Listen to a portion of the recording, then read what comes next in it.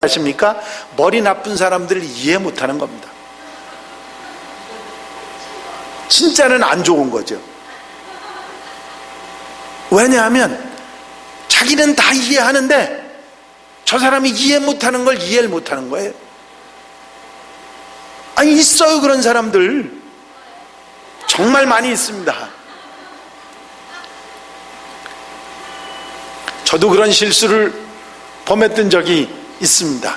저는 보통 사람입니다만 머리가 뭐 좋은 사람이거나 그러진 않은데, 저는 어려서부터 책을 좀 많이 읽은 편입니다. 그러다 보니까 뭔가 문장을 이해하는 데는 그렇게 큰 어려움이 없었습니다. 대학을 다니면 제일 이해하기 어려운 책 중에 하나가 철학입니다. 그거를 이론적으로 이해한다는 게 쉽지 않은데, 그때만 해도 제가 공부할 때만 해도 한문이 무지하게 많이 섞여 있었고요, 철학책 읽는다는 게 쉽지 않았었습니다. 그래서 쉽게 이해하기 어려운 부분들이 좀 있었어요. 근데 친구 하나가 저를 보고 이걸 좀 해석을 해달라고, 무슨 얘기인지 얘기를 해달라고 그래서 제가 설명을 해준 적이 있습니다. 저는 굉장히 쉽게 잘 풀어서 알아듣기 쉽게 그렇게 설명해 준다고 몇 번을 했냐면 10번을 해줬어요. 그런데 모르겠다는 겁니다. 그래서 제가 제 입에서 무언 소리가 튀어나왔겠어요.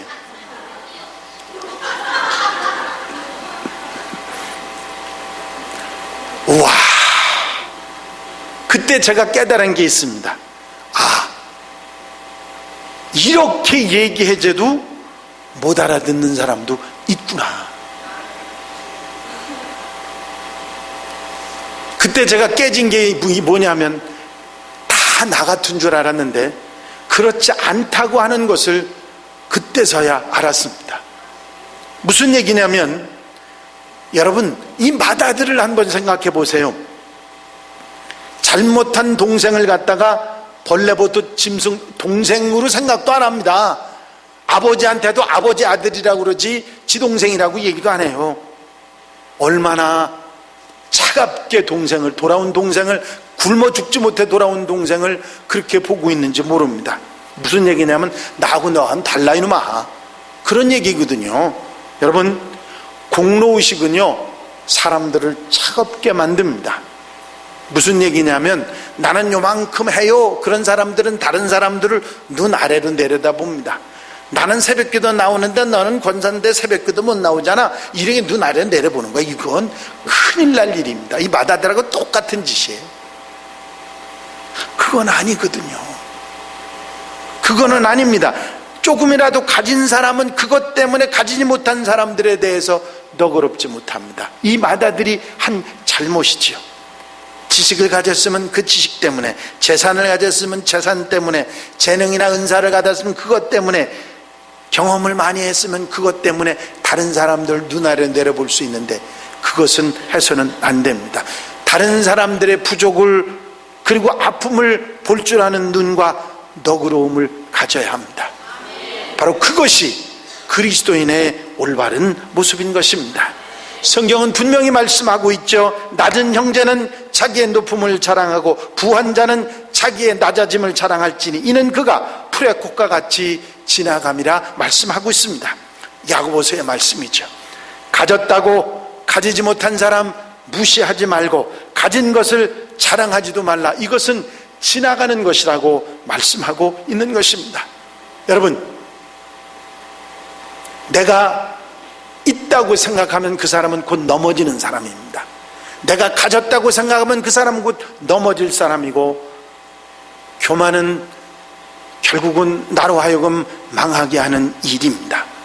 여러분, 여러분들 가운데 혹시 완벽주의자들이 있으십니까? 뭐든지 철저하게 하려고 하는, 근데 그분들은요 다른 사람들이 잘못하는 걸 쉽게 이해하지 못합니다. 자기가 그렇게 철저하니까. 그리고 받아들이지도 않고 너그러움으로 용납하지도 못합니다. 그러서서는 안 됩니다. 여러분들이 아무리 완벽하게 살아도, 아무리 신앙인답게 제대로 살아도 다른 사람들에 대해서는 여러분들의 마음을 넓혀야 합니다. 아멘입니까? 그래야 그리스도인이라고 하는 것이죠. 그리고 우리에게 주시는 교훈이 또 있습니다. 가진 것을 누리고 살 줄 아는 사람이 되라고 하는 가르침이죠. 맏아들은 자신이 가지고 있는 것, 그것을 누리지 못하고 오히려 불평했던 아들입니다. 아버지의 사랑을 듬뿍 혼자 받고 있었고 재산도 다 자기 것이고 정말 행복했는데 그 행복이 오히려 불평의 조건이고, 아니 세상에 나는 아버지가 말하는 거 하나도 순종하지 못한 거 없고 다 그대로 아버지가 하자는 대로 다 했고 다 따라했는데 염소 새끼 한 마리 나한테 잡아준 적도 없지 않습니까? 어떻게 아버지 재산을 다 갖다 창겨 말아먹어버린 저 아들이 돌아왔는데, 아니 아버지 살진 송아지를 잡으십니까? 이럴 수가 있습니까? 그러면서 펄쩍 뛰지 않습니까? 여러분, 가진 것을 감사할 줄 아는 눈을 뜨시기 바랍니다. 오히려 많이 가졌는데도 가진 것을 모르면 그 사람은 세상을 편하게 살아갈 수가 없기 때문이죠. 자신이 가진 것을 감사하게 생각하고 누리고 사는 것이 바로 행복입니다. 그것을 볼 줄 아는 눈을 뜨는 것이 바로 복이 되는 것입니다. 다른 사람들보다 부족한 것 생각하지 말고 내가 가진 것을 바라볼 줄 알고 감사할 줄 아는 우리들이 되어야 합니다. 성도들에게 제가 한 번은 종이를 다 나눠주고 감사 조건을 100가지만 쓰라고 했습니다.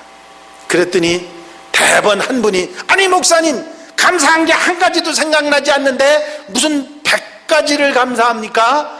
그러면서 확 한마디를 하더라고요. 그래서 잘 생각해 보세요. 아이 예수 믿는 것 안 감사하세요? 구원받은 것 안 감사하세요? 그건 감사하지요. 써보세요. 그러면서 하나씩 쓰라고 했습니다. 여러분, 처음에는요 큰 건 감사한 큰 조건만 생각합니다. 엄청나게 좋은 거 그런 건 없어. 아무리 찾아봐도 그런 건 많지 않습니다. 그런데 가만 생각해 보면 하나씩 감사할 조건들이 생각이 나기 시작합니다. 그게 이제 감사의 조건이, 그러면 어느 정도로 멈추느냐 하면 많은 사람들은 한 10가지, 없는 사람들은 한 2-3가지에서 끝납니다. 근데 그 다음에는 감사하지 않은 거 억지로 감사할 조건을 찾는 거예요. 그게 뭐예요? 이런 거죠. 하나님, 다른 사람 병원에서 산소호흡기 꽂고 있는 사람보다 내가 숨 쉴 수 있어서 감사합니다. 전혀 속으로는 감사하지도 않으면서 감사하다고 그러는 거예요. 그렇게 억지로 감사하는 거 써나가는 겁니다. 그리고 쓰다가요 어느 정도 억지로 쓰다 보면 그 다음에는 감사하지도 않은 거 감사하다가 그 다음에는 만들어서 감사의 조건을 써내기 시작합니다. 무슨 얘기죠? 머리 없는 사람보다 머리 있어서 감사합니다. 눈 없는 사람보다 하나 보는 사람보다 둘 있어 감사합니다. 많이 봐서 감사합니다. 그렇게 쓰기 시작하면요 100가지 넘고 1000가지도 쓸 수 있어요. 무슨 얘기냐면, 여러분, 우리가 감사할 조건을 찾으면 많은데 찾지 않고 산다고 하는 걸 우리가 생각하게 됩니다. 여러분, 많은 돈 가지고 쓰지 못하고 사는 사람보다 작은 돈 가지고 아름답게 쓰는 사람이 행복한 사람입니다. 그 사람은 많이 가지고 있으나 없으나 아무 소용없는 사람이에요. 그런데도 그렇게 사람들이 거기에 매여 사는 거 보면 참 이상합니다. 작은 것이라도 그 작은 것을 알고, 그게 복이라고 하는 것을 알고 누리고 사는 것이 바로 행복인 것입니다. 여러분, 가진 것을 누릴 줄 알고 사는 사람이 진정으로 행복한 사람임을 여러분들은 잊지 말아야 됩니다. 이 맏아들은 그것을 잊어버렸어요. 그리고 주님께서는 우리에게 분명히 말씀하고 있습니다. 하나님 아버지의 마음을 이제부터는 제대로 알고 순종하는 자녀들이 되라. 여러분, 이 아버지의 이야기를 통해서, 이른 아들의 비유를 통해서 주님께서는 아버지가 어떤 분이시라고 하는 그 사실을, 그 아버지의 사랑이, 그 너그러움이, 그 마음이 어떤 분이시라는 사실을 분명히 말씀하고 있습니다. 그 아버지의 마음을 너희가 안다면 그 아버지의 말씀에 순종하며 살아가라고 말씀하고 있는 것입니다. 성경을 여러분들이 창세기부터 요한계시록까지 보시면 하나님 말씀을 듣고 그 말씀대로 순종하며 사는 자들에게 주는 복에 대한 말씀이 너무 많이 있습니다.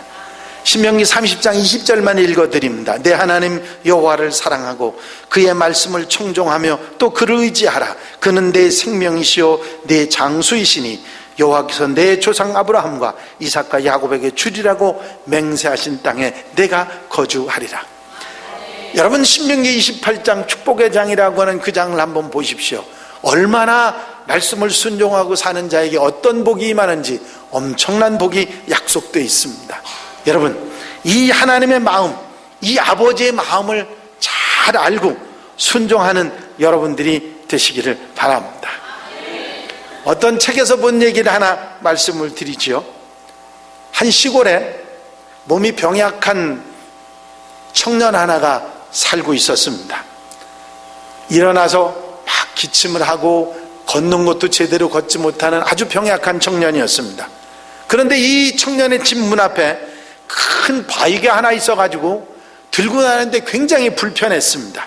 출입하는데 많이 불편했어요. 몸이 약하니까 더 힘들었죠. 그걸 이렇게 어떻게 지나가 다녀야 되니까. 그래서 이 청년이 기도를 했습니다. 하나님, 내가 이렇게 병약한데 저 바위가 참 나를 힘들게 합니다. 저 바위를 좀 치워주십시오 하고 기도를 했습니다. 그런데 기도하는 중에 하나님의 음성이 들려왔어요. 사랑하는 아들아, 집 앞에 바위를 네가 매일 좀 밀어라. 그 얘기를 들은 이 청년은 기도 응답을 받은 줄 알았죠. 왜? 그러면 저 바위가 물러나도록 해주실 모양이다. 그래서 그 후로 8개월 동안 꾸준히 매일 아침 저녁으로 바위를 밀었습니다.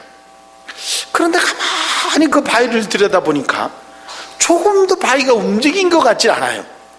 그래서 이상하다고 해서 줄자로 재서 측량을 해봤더니 바위는 꼼짝도 안 하고 그 자리에 그냥 있었습니다. 화가 머리끝까지 치민 이 청년이 하나님 앞에 원망 섞인 기도를 합니다. 하나님, 제가 그동안 얼마나 헛수고를 한 줄 아십니까? 바위가 전혀 0.01cm도 옮겨지지 않았습니다. 그랬더니 하나님의 음성이 들렸답니다. 나는 너에게 바위를 옮기라고 한 적이 없다. 그냥 밀라고 했지. 거울을 한번 봐라. 청년은 거울 앞에 서서 자신을 보게 됩니다.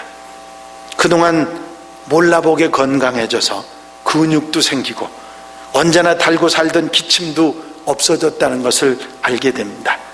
바위가 옮겨진 것이 아니라 자신이 건강하게 변화됐던 것이죠. 모르더라도 순종하는 것이 얼마나 좋은 것이 되는지를 알게 해주신 이야기입니다. 순종하면 내가 원하는 것이 아니라 하나님의 위대한 뜻이 열매를 맺게 되는 것입니다.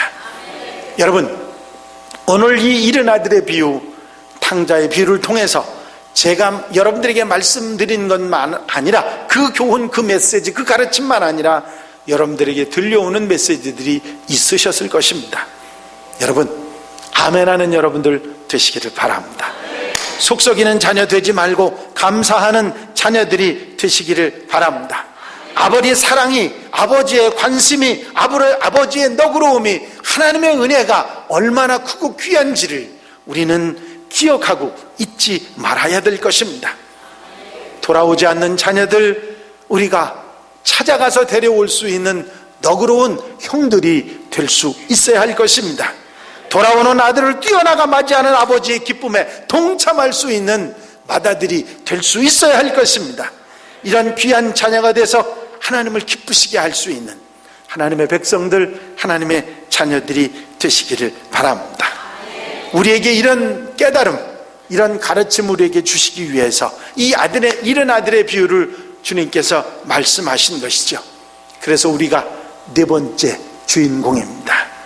여러분, 이 말씀 아멘 하시고 하나님을 기쁘시게 하고 살아가는 멋진 하나님의 사람들이 다 되시길 주의 이름으로 축원합니다. 축원합니다. 기도드리십니다.